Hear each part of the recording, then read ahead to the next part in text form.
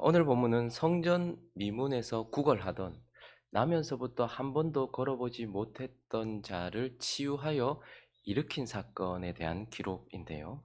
이 사건은 성령이 오시고 이 땅에 교회가 탄생하고 난 이후에 첫 번째 일어난 기적, 첫 번째 나타난 표적 사건입니다. 그리고요, 이 사건은 교회에 하나님이 함께하고 계시다. 교회에 하나님의 임재가 있다. 교회에 하나님의 이름, 예수 그리스도의 이름이 있다. 교회에 하나님의 능력이 있다라는 것을 증명하는 사건이기도 하고, 또한 이 사건은 이제 교회가 무엇을 해야 하는지, 교회의 사명이 무엇인지를 가르쳐 주는 사건이기도 합니다. 누가는 사도행전 2장을 통하여서 성령 강림 사건을 기록하고 있고, 그것을 통하여 이 땅에 태어난 교회, 그래서 교회가 무엇인지를 사도행전 2장을 통해서 우리에게 가르쳐줘요.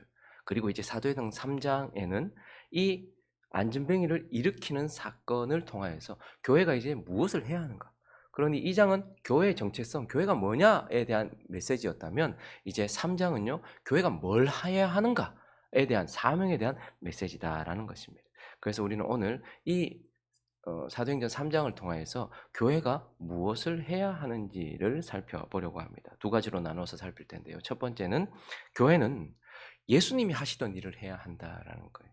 교회는 예수님이 하시던 일을 해야 한다. 여러분, 오늘 본문을 쭉 읽으면서 마치 복음서를 다시 보고 예수님이 이 땅에 계셨을 때의 상황을 보는 듯 하지 않았습니까? 즉 예수님이 거기 계셨다면 일어났을 일이 지금 교회를 대표하는, 그래서 지금 베드로 혼자 한 것도 아니고 요한 혼자 한 것도 아니죠. 두 사람이 함께, 그래서 교회를 상징하는 이 교회가 예수님이 거기 있었으면 나타났을 일들을 지금 재현하고 있다라는 것을 우리는 보게 됩니다. 예수님이 이 땅에 계셨을 때 뭘 하셨습니까? 대표적으로 예수님이 하신 일들이 많지만 그것을 요약해 본다면 예수님은 죄인들을 치유하셨어요. 치유 사역을 하셨다라는 말입니다. 여러분, 저는 병자를 고쳤다라고 말하지 않았습니다. 죄인을 치유하셨다라는 거예요. 근데 그걸 왜곡해서 병자를 고치셨다, 환자를 고치셨다 이렇게 생각하면 안 됩니다. 왜요?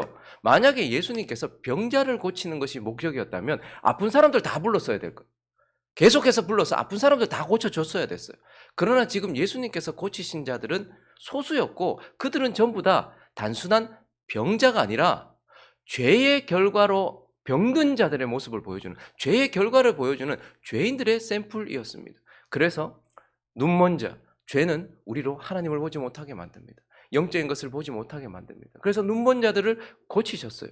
그리고요, 귀먹은 자, 듣지 못하게 합니다. 아무리 말해도 듣지 못해요. 한국말로 해도 한국 사람이 듣지 못하는 것이죠. 하나님에 대한 것을 듣지 못하는 죄로 인하여 병든 자들의 귀를 고치셨습니다. 그리고요, 아무리 말을 많이 해도 하나님 앞에서 바른 말을 하지 못합니다. 하나님을 찬양하는 말을 하지 못해요. 그래서요, 벙어리들을 고치십니다. 죄인들은 결코 하나님 앞에서 걷지 못합니다. 일어서지 못합니다. 그래서요, 예수님은 그들을 일으키셨어요. 그리고요, 나병은 하나님과 격리되어 있습니다. 썩어 문드러져 죽어가고 있습니다. 그런데 그들을 고치심으로써 예수님은 단순한 병자를 고치신 것이 아니라 죄로 인하여 나타난 결과들을 보여주는 사람들을 고치심으로써 예수님은 죄인들을 고치셨다라는 것을 보게 되죠. 그래서 죄인의 치유, 이것이 예수님이 하시던 일이었어요. 그리고 또 하나는요, 예수님이 제일 많이 하셨던 것이 뭐죠? 복음 선포입니다. 복음 선포. 그러한 표적을 일으키고 난 이후에 예수님께서 하셨던 것은 결국 두루 마을을 다니시면서 계속해서 복음을 선포하셨습니다. 우리가 어떻게 하면 영원한 생명을 얻는지, 이 땅 가운데서 우리가 어떻게 하면 하나님의 은혜를 누릴 수 있는지 복음을 선포하셨던 것이죠. 오늘 본문에 나오는 이 사람도 결국 죄인의 샘플입니다. 죄인을 고스란히 담고 있는 모습을 우리에게 보여주고 있어요. 2절을 한번 보시면요, 나면서라고 표현하고 있어요. 우리 모두는 다 나면서부터 죄인입니다. 우리는 뭘 해서 죄인이 아니고 존재적으로 죄인이란 말입니다. 그는 나면서부터 이렇게 표현하고 있죠. 그리고요, 그는요, 못 걷게 된 이다, 못 걸었다 이렇게 말하고 있습니다. 우리도 마찬가지입니다. 우리는 나면서부터 죄인이고, 우리는 지금까지 예수님을 만나지 않았다면 하나님 앞에서 내가 뭘 했든 상관없이 하나님 앞에서 한 번도 하나님이 기뻐하시는 걸음을 한 번도 떼보지 못했던 그런 인생이란 말입니다. 내 마음대로 살아간다 할지라도 하나님이 볼 때는 그건 제대로 걷는 것도 아니에요. 올바르게 걷는 것도 아니에요. 못 걷는 것과 마찬가지죠. 우리는 나면서부터 걷지 못했던 자처럼 나면서부터 죄인으로 인하여 하나님 앞에서 한 번도 제대로 걷지 못했던 자였다라는 것이죠. 그리고요, 그는 2절에 계속해서 보시면 어디에다 두었습니까? 셋째 줄에 보니까 날마다 어디에 뒀어요? 성전 미문. 그러니까 미문이 정확하게 어딘지 학자들마다 다 다르게 얘기하는데요. 어쨌든 그 문이 좀 아름다웠던 것 같아요. 하나님께로 나아가는 문. 그런데 그 문을 통과해서 하나님께 나가야 되는데 성전 안으로 들어가는데 그는 어디에 있었습니까? 성전 문 앞에. 그러니까 하나님의 임재 밖에 있었던 거예요. 하나님을 만나지 못했던 거예요. 하나님과 격리되어 있었던 자였던 거예요. 나면서부터 한 번도 하나님 앞에서 제대로 걸어보지 못했고 그 성전 미문에 그 문 앞에 앉아서 하나님과 한 번도 만나지 못했던, 하나님과 인격적인 교제를 한 번도 하지 못했던 자였다라고 말하고 2절을 다시 보시면요, 또한 그는 뭘 어떻게 했다고 말합니까? 성전에 들어가는 사람들에게, 성전 안에 들어가서 하나님께 구해야 될 인생이 거기 들어가고 있는 사람들에게, 하나님을 찾는 인생이 아니라 사람들에게 뭔가, 그리고 구걸했다 이렇게 말해요. 우리는 나는 거지는 아니지 이렇게 생각하죠. 그러나 저가 구걸했다, 사람에게 뭔가를 뭔가를 구하고 있었다. 이건 죄인의 특징이에요. 이 땅의 것, 영원하지 않는 것, 그거 어떻게라도 하나라도 더 얻어보려고 하는 인생, 악착같이 그거 모으려고 하는 인생. 그래서 오늘 하루 살고 오늘 하루 살면서 이 땅에서 사는 것만을 추구하는 구걸하던 그들이나 죄인의 모습이나 그나 우리가 별반 다르지 않다라는 것이죠. 그래서 그는 단순히 성전 아름다운 미문 앞에서 구걸하는 거지를 말하는 것이 아니고 하나님 없는 인생, 죄인의 모습을 고스란히 우리에게 보여주고 있는, 우리가 예수 만나지 않았으면 우리도 그와 똑같은 그러한 정체성을 보여주고 있는 자인데, 그때 어떻게 합니까? 교회를 상징하는 교회가 그를 치유하는 것을 보게 돼요. 예수님께서 하셨던 것처럼 죄인을 치유하는 것을 보게 됩니다. 그래서 4절에 보니까요, 베드로가 요한과 더불어 뭐 했다고 말합니까? 그를 봤다 이렇게 말해요. 단순히 쓱 보지 않았어요. 여러분, 누가는 이 사도행전에 그가 몇 살쯤이었다라고 정확하게 기록하고 있어요. 그가 몇 살쯤 되었을까요? 40세였다 이렇게 말합니다. 40세쯤 되었다. 그러니까 나면서부터 걷지 못했던 이가 40년 동안, 뭐 언제부터 성전 미문에서 구걸을 했는지는 모르겠지만 어쨌든 그들도 늘 성전에 기도하러 올라갔으니까요, 늘 보던 자였을 것이고 사람들이 그걸 다 알아요. 40년이나 거기서 있었으니, 40년이나 된 사람이 거기 있었으니. 그런데 그때요, 베드로와 요한, 그가 그를 주목해 보았다 이렇게 얘기합니다. 구원받을 만한 믿음이 있다는 것을 보았고 그에게 소망을 줄 수 있는 소망이 필요하다는 것도 보아서 그들을 주목했다. 그래서 교회는 죄인을 주목해 보고 있어요. 교회는요, 좋은 사람들, 잘 나가는 사람, 세상 사람들은 위에 있는 사람들을 자꾸 주목해서 나도 그렇게 되고 싶어 하고 그들을 칭송해요. 그러나 교회는요, 죄인들을 주목해 보는 거예요. 병든 자를 주목해 본다라고 이렇게 말하고 있어요. 그리고 6절에 보니까요, 베드로가 이르되 은과 금 네가 지금 내게 구하는 거. 여러분, 세상 사람들, 여러분 전도 한번 해보십시오. 사람들이 원하는 건 은과 금이지, 이 땅에 속한 것이지, 오늘을 살아갈 것이지 영원한 것 아닙니다. 그런데도 불구하고 베드로가 그가 딱 쳐다보니까 너한테 또 뭐 한 입 줄라나 보다 생각해서 이렇게 쳐다봤는데 베드로가 말합니다. 그 마음을 알아요. 은과 금은 내가 없다. 주지 않는 것이 아니라 내게 없다. 그러나 내게 있는 것을 준다라고 말하면서 교회는 죄인을 주목하고 그에게 뭘 주는 겁니까? 예수를 주는 거예요. 예수 그리스도의 이름을 주는 겁니다. 교회가 구제도 할 수 있고 교회가 뭐 돈도 줄 수 있고 교회도 뭘 할 수 있겠죠. 그러나 그들이 했던 것은 은과 금을 주는 것이 아니었습니다. 영원한 것, 예수 그리스도의 이름을 주었고 나사렛 예수 그리스도의 이름으로 걸으라고 말하면서 그리스도의 능력으로 그에게 생명을 주려고 했다라는 것을 보게 되는 것입니다. 그래서 교회는 죄인을 주목해 보고 그리고 예수의 이름을 전하고 예수의 능력과, 그리고 7절을 보시면요, 오른손을 어떻게 했다고 말합니까? 잡아 일으켰다. 여러분, 아마 이 성전 미문에 앉았던 사람은 그냥 구걸시키려고 그떡 그냥 대충 훅 들어가지고 성전 미문에 훅 두었을 것이고 시간 되면 이제 훅 들어서 그냥 데리고 갔을 거예요. 아무도 그를 터치하지 않았을 것입니다. 그 거친 터치.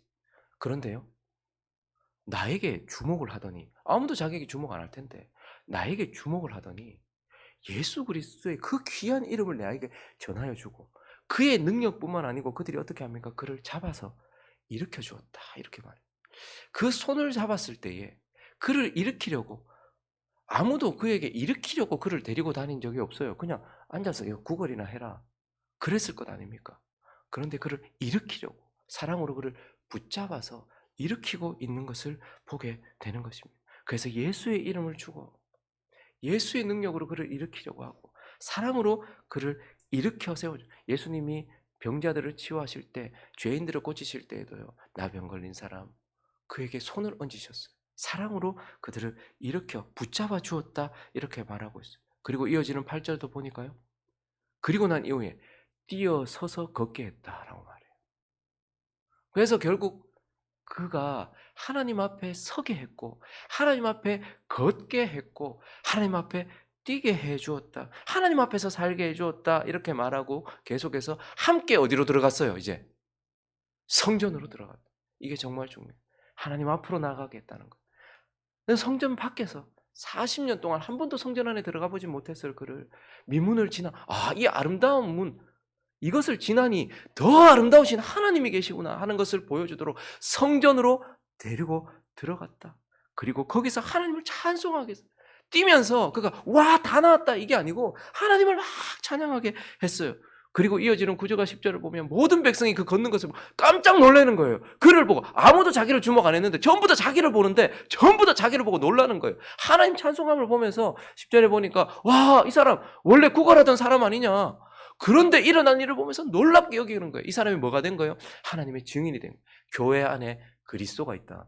교회 안에 능력이 있다. 교회 안에 치유가 있다. 교회 안에 사랑이 있다. 교회 안에 모든 것이 있다라는 것을 보여주는 증인이 되게 했다라는 거예요.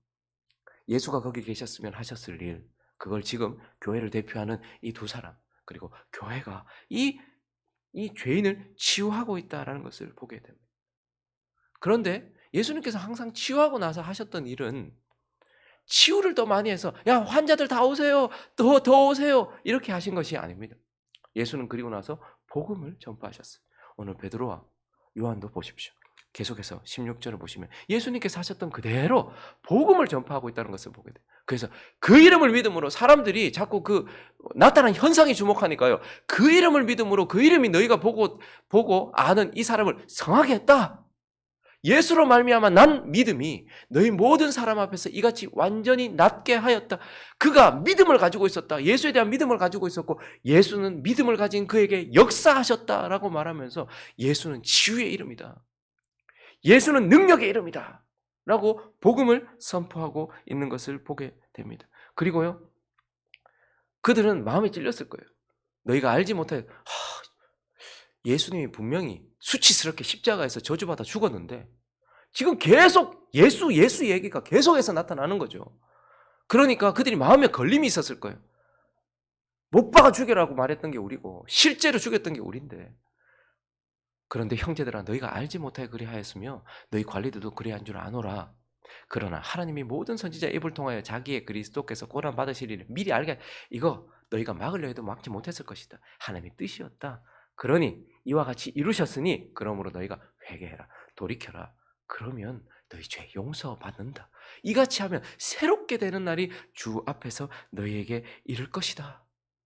또 주께서 너희를 위하여 예정하신 그리스도 예수를 보내실 것이다 라고 말하면서 이제 그들에게 복음을 전해 우리가 죄를 지었지만 하나님 앞에 설 낯이 없지만 그러나 회개하면 주께서 우리를 죄 없이 하실 것이고 우리에게 새로운 날을 주실 것이며 우리의 날 끝에 예수를 보내실 것이며 우리는 그래서 심판주 예수를 두려움 가운데 보지 아니하고 기쁨으로 보게 될 것이다 라고 말하면서 복음을 선포하고 있는 것을 보게 되는 것입니다.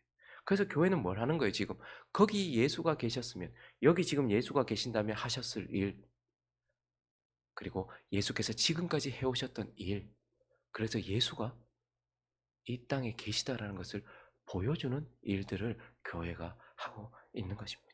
교회는 예수님이 하시던 일을 하는 것 그게 우리의 사명이다라고 우리에게 가르쳐주고 있는 것이죠.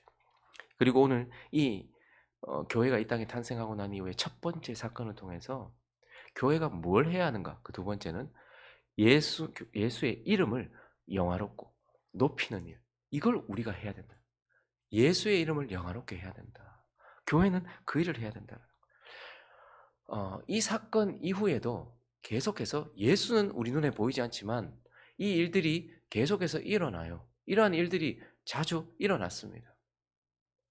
저희 모교에서도 이런 일들이 있었어요. 계속해서 이어집니다. 왜요? 예수가 교회 안에 있다.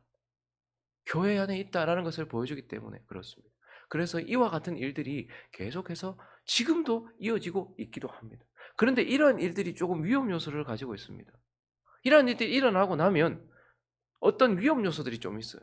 먼저는 이러한 치유를 경험한 자가 자기를 자꾸 드러내고 자기를 자꾸 주목시키는 경향이 있어요. 돌아다니면서 예수를 높이는 것이 아니고 치유받을 만한 믿음이 많이 있었던 것처럼 자기 자신을 자꾸 높이기도 하고 자꾸 자신이 치유에 집중해서 예수가 마치 병든 것을 다 고치고 뭐 그런 쪽으로 잘못 왜곡하여서 예수를 드러내기도 하고 치유받은 자기 자신을 마치 뭐 하나님이 자기를 너무 사랑하셔서 그런 것처럼 자기 자신을 높이는 그러한 위험 요소도 있기도 하지만 그러나 무엇보다도 치유에 쓰임받은 자들이 자기를 주목시키는 거예요. 마치 자기의 능력으로 그렇게 한 것처럼 사람들이 자기를 주목하는 거예요. 그래서 없어서는 안 될 존재가 되어버리는 것이죠. 이런 자들. 사람들에게 예수의 자리를 대신하는 자가 되어버릴 위험 요소가 있는 것이죠. 그러나 오늘 교회가 어떻게 합니까? 베드로와 요한이 가장 먼저 했던 것은 12절입니다. 이 일이 일어나고 사람들이 깜짝 놀랐어요. 그때에 베드로가 이것을 보고 백성에게 말하되 이스라엘 사람들은 이 일을 왜 놀랍게 여기느냐. 그것보다 더 중요한 건 우리 개인의 권능과 경건으로 이 사람을 걷게 한 것처럼 왜 우리를 주목하느냐라고 말하면서 그가 가장 먼저 했던 것은 무엇이냐면 여기에서 주목된 시선을 돌리는 거예요. 자기를 향하여 주목하고 있는 자신에게 주목하던 시선을 돌리는 것, 그걸 그들이 가장 먼저 했습니다. 교회는 자기 이름 드러내는 게 아니에요. 어떤 교회들마다 다 특징이 있잖아요. 어떤 교회는 선교를 많이 하고 어떤 교회는 치유가 많이 일어나고 어떤 교회는 말씀의 역사가 일어나고 다 일어나야 되지만 좀 특징이 있단 말이에요. 그런데 전부 다 뭐 하는 거예요? 유명한 교회 되려고요. 이름만 되면 아는 교회 되려고요. 왜 교회 이름 왜 자꾸 드러내려고 합니까? 그 교회 목회자를 왜 자꾸 드러내려고 합니까? 왜 거기를 주목시키려고 하냔 말이죠. 베드로와 요한은 그러지 않았다라고 말합니다. 자신에게 주목하지 않도록 하는 것이 가장 먼저였어요. 그리고 어떻게 합니까? 예수 그리스도께 집중시키는 거예요. 예수 그리스도께. 그래서 지금 이어지는 말들은요. 예수를 다각도로 얘기하고 있어요. 우리를 주목하고 베드로와 요한을 사람들이 주목하고 뭐지? 그런데 왜 우리에게 주목하느냐? 예수께 주목시키고 있는데 예수를 다각도로 보여주게 하고 있는 거예요. 그래서 13절을 보시면요. 아브라함과 이삭과 야곱의 하나님, 곧 우리 조상의 하나님이 예수를 뭐라고 표현합니까? 그의 종이다 이렇게 표현하고 있어요. 예수는 하나님께서 하나님의 일을 하기 위하여 보냄받은 그의 종이다. 거룩한 종이다. 이렇게 예수를 주목시키고 있어요. 14절로 넘어가면요. 그를 또한 거룩하고 의로운 이다. 이렇게 또 표현하고 있어요. 너희가 십자가에서 잡아 죽인 예수는 원래 거룩하고 의로운 자다. 의는 없나니 하나도 없는데 그분만이 거룩하고 그분만이 의로운 자다라고 말하면서 예수를 또 다른 각도로 주목시키고 있는 거예요. 15절에 보니까요. 생명의 주다 또 이렇게 얘기하고 있어요. 그는 온 천지 만물에 생명을 주었고 생명 자체이시며 그래서 지금 그가 살아있다. 그는 지금도 살아계신 생명의 주다. 자신이 무덤에 갇혀 있을 수 없는 자다. 사망이 그를 붙잡을 수 없는 생명의 주고 우리에게 생명을 주시는 분이요. 지금도 살아계신 생명의 주다. 다각도로 예수를 주목시키고 있어요. 20절에 보시니까요. 또한 주께서 너희를 위하여 예정하신 그리스도다. 그분은 자기만 살아나신 분이 아니고 그를 믿는 모든 자의 죄를 씻을 수 있는 메시아다. 구약 성경 내내 예언되었던 메시아다. 그리스도다. 그에게 주목시키고 있어요. 그리고 22절도 보면요. 그는 모세가 말하되 주 하나님이 너희를 위하여 너희 형제 가운데 나 같은 선지자. 모세, 유대인들에게 있어서 모세는 신격 존재였습니다. 그런데요, 모세가 예언하던 그 선지자, 그의 말을 들어야지만 생명을 얻는다고 했던 그 선지자다. 예언되었던 선지자다라고 말하고 있고 25절도 보시면요. 너희는 선지자들의 자손이요. 또 하나님이 너희 조상과 더불어 세우신 언약의 자손이라. 아브라함에게 이르시기를 땅 위의 모든 족속이 너희 씨로 말미암아 복을 받으리라 말하였던 복의 근원이시다. 그분이 복이시다. 그렇게 말하면서 지금 베드로는 요한은 자기에게 주목되어 있는 시선을 예수 그리스도에게로 주목시키고 있고 그리고 난 이후에 그 예수에 대하여서 그 예수의 이름을 지금 영화롭게 하고 있어요. 16절을 보시면요. 그 이름이 지금 이 사람을 살리고 고쳤다. 예수가 그렇게 하셨다. 예수의 이름 안에 치유가 있고, 예수의 이름 안에 생명이 있고, 예수의 이름 안에 평안이 있으며, 예수의 이름 안에 그것이 있다라고 말하면서 예수의 이름을 높이고 있어요. 19절도 보시면요. 그러므로 너희가 회개하고 돌이켜 너희 죄 없이 함을 받으라. 그같이 하면 새롭게 되는 날이 주 앞으로부터 그분의 이름 안에 영원한 생명이 있다. 우리가 새롭게 되어질 것이다.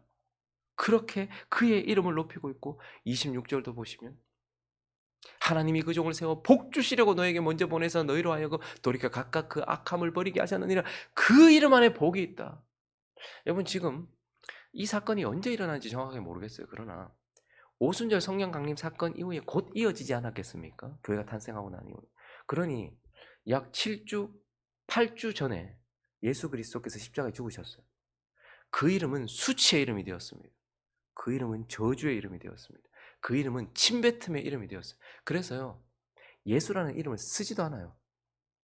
사람들이 에이 예수 퇴 우리를 속이고 그에게 좀 소망을 걸어봤더니 하나님께 저주를 받아가지고 십자가에 비참하게 죽은 그 예수, 전부 다 그 이름이 더럽다라고 말하고 있었어요. 근데 지금 어떻게 하고 있어요? 교회가, 베드로와 요한이 그 이름을 영화롭게 하고 있어요. 아니, 예수는 생명을 주시는 분이야.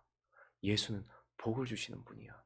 예수는 우리를 사랑하시는 분이야. 그 이름을 영화롭게 하고 있는 것을 보게 되면서 베드로와 요한의 이름을 드러내고 다른 것을 높이는 것이 아니라 그 땅에 떨어져 버린 예수, 교회는 그 일을 해야 한다라고 우리에게 가르쳐 주고 있는 것입니다. 말씀을 정리하겠습니다. 교회는 마치 아담이 깊이 잠든 후에 탄생했던 그의 신부 하와와 같이 예수가 깊이 잠드신 후에 탄생한 그의 신부입니다. 그래서 우리는 그와 한 몸을 이루고 그의 신부됨을 지켜나가야 돼요. 그러나 동시에 교회는요, 예수님께서 이 땅에 오실 때 몸을 입고 성육신 하셔서 몸을 통하여서 우리에게 보여주시고 몸을 통하여 역사하셨던 것처럼 교회는 또한 승천하신 예수 그리스도의 몸입니다. 그래서 제2의 성육신이라고 할 수 있는 것이죠. 그러니 교회는 예수가 이 땅에서 몸을 입고 하셨던 일을 그 고스란히 재현해내고 그 몸을 통하여서 예수를 드러내는 것. 어떠한 지체도 손을 높이거나 발을 높이거나 자기를 높이는 것이 아니라 존재 전체를 위하여 역사하는 것처럼 교회는 바로 제2의 성육신이 되어서 예수 그리스도께서 하셨던 그 일을 하고 예수 그리스도 그 머리를 높이는 일을 해야 한다라는 것입니다. 그러므로 행복한 우리 교회가 여기 존재하는 이유도 그러해야 합니다. 세상은 예수를 보지 못합니다. 우리는 하나님 보지 못했어요. 그래서 예수가 몸을 입고 이 땅에 오셔서 하나님을 보이셨습니다. 우리가 여기 있으므로 그 누구도 하나님 없다라고 말할 수 없는 교회가 되어야 되지 않겠습니까? 죄인을 주목하고 그가 하나님 앞에 설 수 있도록 치유하며 복음을 선포함으로써 하나님 없다라고 말할 수 없는 그러한 한 증인 작은 공동체, 그게 행복한 우리 교회가 돼야 되고 그분의 이름을 영화롭게, 교회 때문에 우리 때문에 욕을 먹이는 일은 없어야 되잖아요. 여러분, 그러니 함부로 행동하지 마십시오. 나가서 함부로 저 사람 집사인가 아는데, 저 사람 목사인가 아는데 밖에 나가서 함부로 행동하지 마십시오. 그것 때문에 예수 이름이, 안 그래도 땅에 떨어진 예수 이름이 우리 때문에 더 땅에 떨어진 게 너무 마음 아프지 않습니까? 우리를 위하여 십자가에서 죽으신 예수 그리스도, 온 인류를 위하여서 그 일을 하신 예수 그리스도가 안 그래도 오해받고 있는데 우리 때문에 더 오해받고, 그러면 안 되잖아요. 그러니 우리가 그리스도의 몸이라는 것을 기억하면서 머리를 영화롭게 하고 하나님을 영화롭게 하는 저와 여러분 되시기를 예수 그리스도 이름으로 축원합니다.